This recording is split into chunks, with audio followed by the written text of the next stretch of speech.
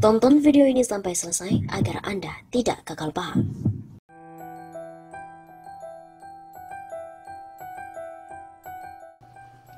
Ditemukan bahwa Mensos Risma menghapus data 9 juta orang miskin dari program JKN. Data orang miskin yang masuk ke dalam kelompok penerima Jaminan Kesehatan Nasional (JKN) dilakukan pembaharuan oleh Kementerian Sosial. Mensos Tri Risma hari ini menandatangani keputusan Mensos Nomor 92 Tahun 2021 tentang penetapan penerima bantuan iuran jaminan kesehatan pada tahun 2021 tanggal 15 September 2021. Dalam diktum ke-1 belai tersebut disebutkan, penerima bantuan iuran atau PBI jaminan kesehatan merupakan data fakir miskin dan orang tidak mampu berdasarkan poin A, data terbaru kesejahteraan sosial sebanyak 74 juta jiwa. Kemudian poin B, data yang telah dilakukan perbaikan dengan menggunakan nomor induk kependudukan atau NIK sebanyak 12,6 juta jiwa.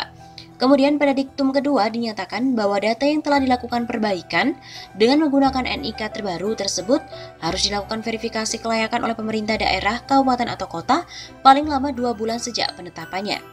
Adapun pada diktum keempat ditegaskan bahwa sejak Kepmensos Nomor 92 Tahun 2021 berlaku, maka Keputusan Menteri Sosial Nomor 1 Tahun 2021 di mana menetapkan kuota PBI APBN sebanyak 96,8 juta jiwa dinyatakan tidak berlaku lagi. Menanggapi kebijakan terbaru Risma tersebut, Koordinator Advokasi BPJS Watch, Timbul Siregar, mengkalkulasi jumlah peserta PBI per 1 September 2021 sebanyak 96,1 juta jiwa dari kuota PBI yang dibiayai oleh APBN sebanyak 96,8 juta jiwa, sebagaimana diatur dalam Keputusan Mensos Nomor 1 Tahun 2021. Menurut Timbul, proses pembersihan data atau cleansing data adalah hal biasa yang dilakukan oleh Kementerian Sosial dengan mengacu pada PP Nomor 76 Tahun 2015, yaitu ada yang dikeluarkan dan ada yang didaftarkan secara baru. Namun sejak awal tahun 2021 hingga saat ini, proses cleansing data tidak dilakukan pada dua sisi, yaitu mengeluarkan dan mendaftarkan peserta baru di PBI. Yang ada hanya mengeluarkan masyarakat miskin sebagai peserta PBI tanpa menambahkannya lagi. Padahal angka kemiskinan di Indonesia semakin meningkat, ujar Timbul dalam keterangan tertulisnya pada hari Minggu 26 September yang lalu. Dalam hitungannya, Timbul menyebutkan bahwa sejak tanggal 15 September 2021, peserta PBI berjumlah 87 juta jiwa disesuaikan dengan bunyi diktum pertama Kepmensos Nomor 92 Tahun 2021. Namun, jika angka ini dikurangi dengan jumlah yang tercantum dalam Keputusan Menteri Sosial Nomor 1 Tahun 2021, maka diketahui jumlah orang miskin yang dikeluarkan dari kelompok penerima JKN. Akan ada sekitar 9 juta orang peserta PBI existing yang akan dikeluarkan oleh pemerintah. Kemensos dari master file kepesertaan di BPJS Kesehatan. Bila dikeluarkan, maka kepesertaan mereka akan nonaktif dan mereka tidak bisa lagi mendapatkan penjaminan dari program JKN. Dalam prosesnya, Timbul melihat pelaksanaan diktum kedua Kepmensos Nomor 92 Tahun 2021 yang memerintahkan Pemda memverifikasi peserta PBI saat ini sebanyak 12,6 juta jiwa justru berpotensi akan menambah jumlah orang miskin yang dikeluarkan dari program JKN. Maka dari itu Timbul menyatakan bahwa BPJS Watch menolak kehadiran Kepmensos Nomor 92 Tahun 2021 di mana telah mengeluarkan 9 juta orang miskin dari program JKN. Karena ia memandang Kepmensos Nomor 92 Tahun 2021 bertentangan dengan pasal 28H ayat 3 Undang-Undang Dasar 1945 di mana mengatakan bahwa menjamin setiap orang berhak atas jaminan sosial yang memungkinkan pengembangan dirinya secara utuh sebagai manusia yang bermartabat. Selain itu, Kepmensos tersebut juga dianggap bertentangan dengan pasal 14 Undang-Undang Nomor 40 Tahun 2004 tentang SJSN yang mengamanatkan pemerintah mendaftarkan dan membayarkan iuran masyarakat miskin ke BPJS Kesehatan, serta bertentangan dengan pasal 11 PP Nomor 76 Tahun 2015 yang mengamanatkan perubahan data PBI dilakukan dengan cara penghapusan, penggantian, ataupun penambahan. Oleh karenanya kami minta Menteri Sosial untuk mematuhi semua ketentuan tadi. Lakukan perubahan data dengan memastikan ada proses penghapusan, penggantian, dan penambahan berdasarkan pendataan yang secara objektif. Begitu jelas Timbul.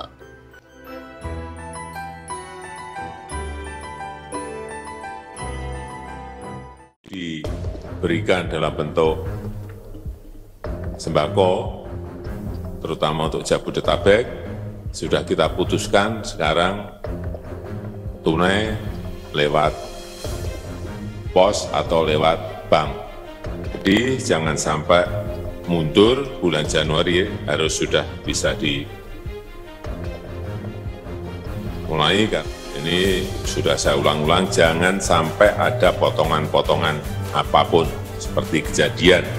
Yang kedua, saat itu tidak dihitung sebetulnya berapa akan ada jumlah yang akan korban itu, sehingga saat itu kurang duitnya.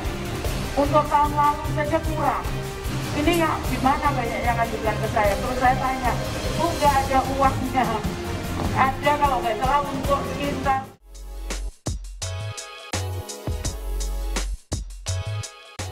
Jokowi akhirnya jilat ludah sendiri. Tidak ada anggaran, itu jadi kenyataan sehingga program bantuan sosial tunai atau BST berakhir pada April 2021. BST yang nilainya Rp300.000 per kepala keluarga merupakan program yang diluncurkan Jokowi pada 4 April 2021. Total penerimanya mencapai 10 juta kepala keluarga. Jumlah anggaran yang disiapkan selama 4 bulan Januari sampai April adalah Rp12 triliun. Tidak ada angin, tiba-tiba Mensos Tri Risma hari ini mengumumkan penghentian BST. Gak jelas, apakah pengumuman Risma itu sebagai trik agar Kementerian Keuangan iba kepadanya? Tidak hanya trik, tapi juga hal itu merupakan manuvernya. Sehingga pada akhirnya jika ada masalah, Presiden pun langsung turun tangan. BST merupakan salah satu program yang diluncurkan Presiden pada 4 Januari 2021. Lainnya adalah program Keluarga Harapan atau PKH dan Bantuan Pangan Non-Tunai atau BPNT. Rencana awal bantuan hanya disiapkan Rp200.000 per keluarga selama 6 bulan, Januari sampai dengan Juni 2021. Dengan berbagai pertimbangan, BST menjadi Rp300.000 per kepala keluarga atau sama dengan nilai yang diterima pada tahun 2020. Hanya saja, jangka waktu diperpendek menjadi Januari sampai April. Sangat ironis dan menyedihkan jika BST berakhir karena alasan anggaran tidak ada. Ironis, karena hal yang sangat dibutuhkan rakyat ditiadakan, sementara Jokowi masih jor-joran membangun infrastruktur yang anggarannya jauh berlipat-lipat dibandingkan BST. Apalagi nafsunya meneruskan pembangunan ibu kota negara di Kalimantan Timur. Dananya ratusan triliun, padahal pemindahan itu tidak begitu mendesak karena Jakarta masih layak sebagai ibu kota negara NKRI. Ironis, karena pemerintahan Jokowi justru terkesan lebih memanjakan pengusaha besar dan orang-orang kaya, terutama konglomerat asing. Buktinya lihat saja anggaran yang disiapkan pemerintah melalui program pemulihan ekonomi nasional tahun 2021 yang mencapai Rp700 triliun. Coba ditelusuri kemana saja dana itu mengalir. Menyedihkan, karena dana PEN itu begitu besar, tapi sedikit yang ke rakyat. Jika hanya 12 triliun untuk 4 bulan pertama, maka selama 2021 ini cukup dianggarkan 36 triliun atau maksimal 40 triliun. Jika Jokowi memaksakan dana BST harus ada di tengah minimnya anggaran, tentu hal tersebut bahkan jadi bahan cemoohan. Sebab semua orang juga ingat dan juga tahu tentang ucapannya sewaktu masih jabat Gubernur DKI. Saat itu ia menegaskan, tidak setuju terhadap semua program bantuan tunai sebagai bantuan kompensasi kenaikan harga bahan bakar. Ia tidak setuju dengan bantuan langsung tunai maupun program bantuan langsung sementara masyarakat. Alasannya tidak mendidik masyarakat. Sebenarnya tidak hanya BLT, BLSM, BST yang tidak mendidik masyarakat. Bantuan lain juga tidak mendidik, apalagi bantuan lempar langsung atau BLL yang sering dipertontonkan Jokowi dari mobil dinas presiden saat berkunjung ke daerah. BLT berubah nama jadi BST, BST pun jadi BLL. Ya, Jokowi sering gak konsisten dengan perkataannya. Jika merujuk pada ucapannya pada Juni 2013 saat masih jadi Gubernur DKI, Jokowi telah menjilat ludahnya sendiri sebab ia tidak setuju BLT tapi menggantinya dengan BST.